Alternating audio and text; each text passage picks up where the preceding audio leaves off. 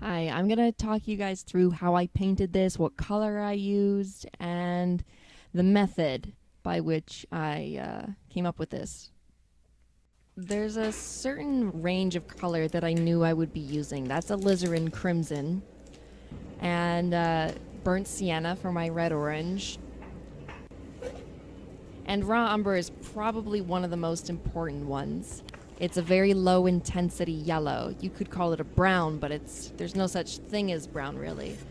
Uh, that's an ivory black, and it's a little too blue for me, so I mixed burnt umber in with it, and that's gonna warm it up a little bit. Most blacks are not truly neutral; they tend towards blue or green, so that's why I'm warming this up. I also use oil of spike lavender if my paint is too tacky, sticky, or dry. And coming up with your black is probably one of the most important steps because you're going to use it to make the paint that you put out of the tube more neutral. So I'm going to take some of my alizarin crimson and mix some of my black into it, about equal parts, and mix it together. A little bit more, I think.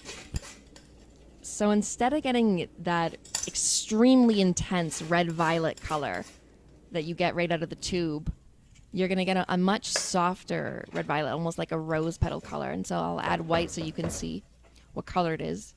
And I know that I'm going to be using that for some of the warm cools in the flesh somewhere. And I haven't decided ahead of time exactly which colors to put where because I like experimenting and trying new things. But I do know a range of colors that I'm going to experiment with. So this is my mid-intensity red violet, and then I'm going to do the same thing with my burnt sienna.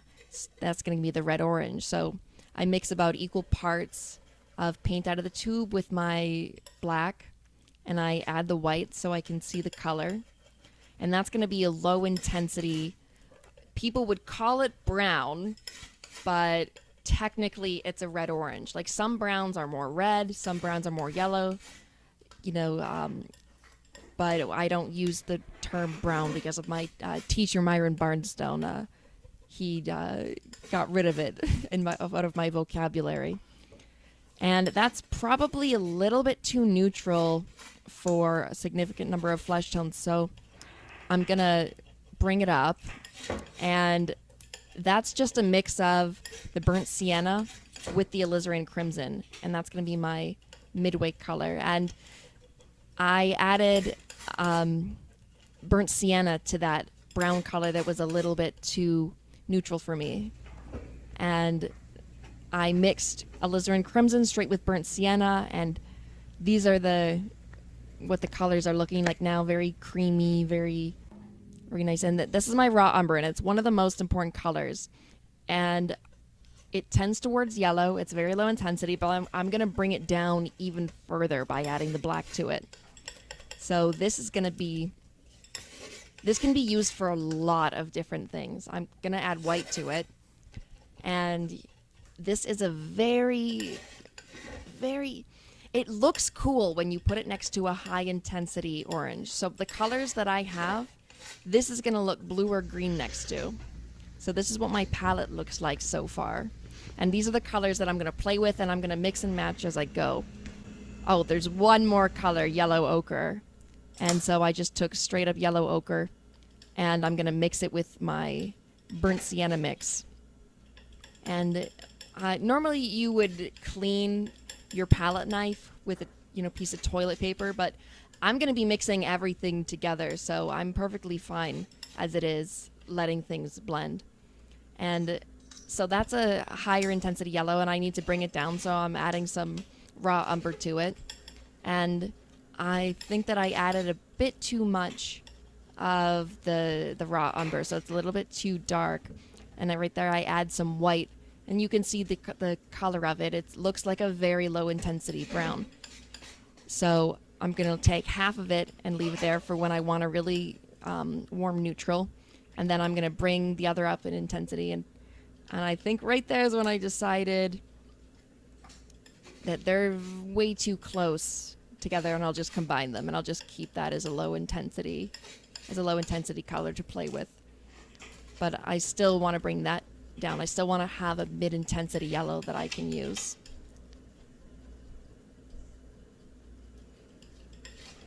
And that'll do fine. And those are the colors that I'm going to use. And now I'll start painting. The first thing I do is decide how wide I want this to be. So I'm holding my fingers at where I think the cheekbones are going to be, and I start drawing the eyes. And I'm imagining a 3/4 view. So I know that the left eye is going to be smaller than the right eye, and there's going to be about an eye between the eyes.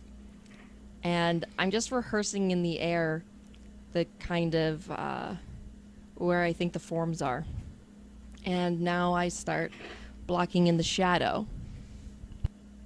I'm still trying to visualize where everything's going to be. So there's a part of the cheekbone that kind of looks like, I guess, like a V, but it's where the cheek meets the actual cheekbone. So I'm blocking in that shadow, and I'm blocking in the upper eyelid.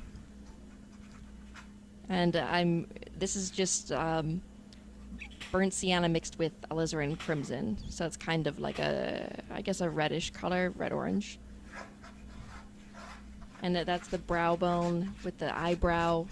I'm probably gonna make everything about 2 times speed from here on out, because I was being very slow and hesitant, and also I'm not sure if that's a good technique to rub your brush that way. I'm probably ruining my brush, but I like the effect that I get, where it's kind of like using a charcoal pencil and you can use the flat edge of it to block out the larger values. So imagining the light is coming from the right, so that means the left side of the face is going to be in shadow. And there's rarely any place that's actually white on skin.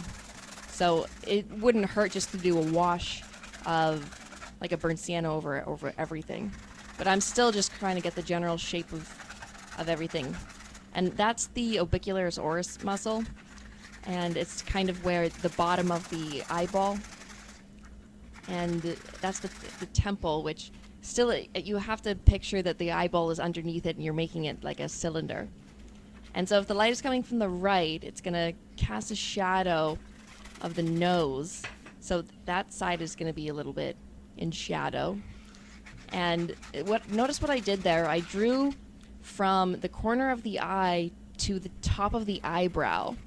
And the more connections that you can create, the more unified your drawing is going to feel. And that's me shading the bottom part of the orbicularis oris and blocking out the widest part of the cheekbone and the widest part of the brow. And see, I did it again there. I took the eye from the eyebrow to the corner of the eye, and like I said, will unify things. If you can, the less random directions you have, the better. And notice that everything is still very blurry.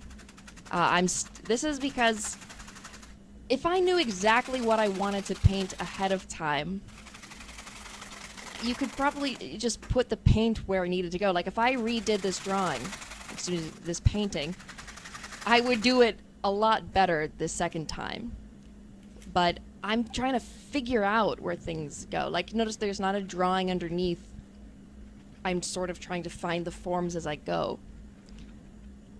And putting in the lower eyelid, leaving light on the upper part of the lower eyelid. Oh, and notice I actually took some alizarin crimson there. Notice how the left eye is kind of red. I think I was just testing out because I wasn't sure if I wanted this. It's quite orange, what I'm working with here.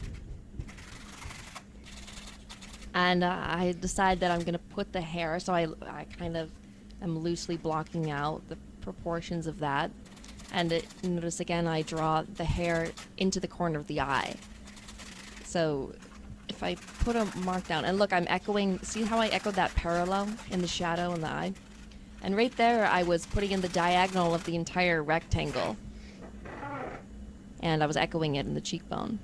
And so now that that's a generalized, blocked out shadow, I'm going to come in with some raw umber, which pretty much looks like a black when you apply it directly. And block out, I blocked out there the upper lid. I separated it from the sausage of the brow. And if you notice, I put 2 lines for the top part of the bottom lid. And then, of course, put in the iris, which I just painted completely dark for now. I'm blocking in the eyebrow, and notice how I drew it from the bottom of the tear duct. I saw that as a triangle shape, and that part I drew from the other side of the corner of the eye. There's all these connections I'm trying to make, and I'm imagining that that's a cylinder shape that's turning.